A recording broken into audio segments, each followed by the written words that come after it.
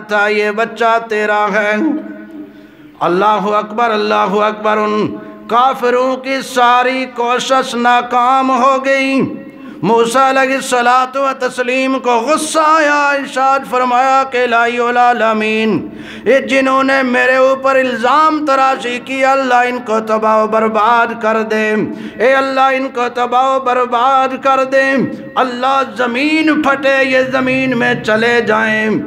زمین پھٹنا شروع ہو گئی، زمین پھٹی، وہ قارون اور اس کا سارا قافلہ زمین میں دسنا شروع ہو گیا۔ دستے دستے جب ناف تک پہنچا، موسیٰ علیہ السلام سے معافی مانگ رہا ہے، موسیٰ مجھے معاف کر دو۔ موسیٰ علیہ السلام کا جلال معاف کرنے کے لیے تیار نہیں، پھر کندھوں تک معاف نہیں کیا، سر کے بال نظر آ رہے تھے۔ تو موسیٰ علیہ السلام سے آخری بار اس نے کہا کہ موسیٰ کلیم اللہ مجھے معاف کر دو۔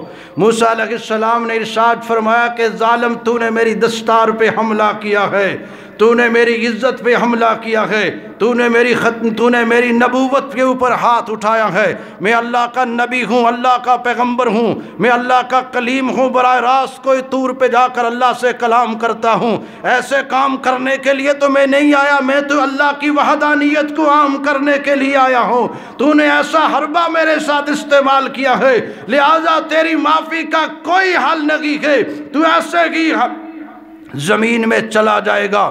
موسیٰ علیہ السلام کی اس معافی پر اللہ نے آسمان سے فرشتے کو اتارا۔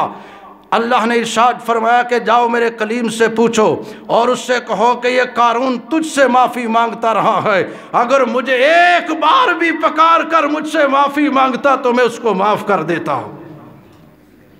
میرے مسلمان بھائی ذرا غور کرو، اتنا بڑا عمل کرنے کے بعد اللہ اس کو معاف کرنے کا ظرف رکھتے ہیں۔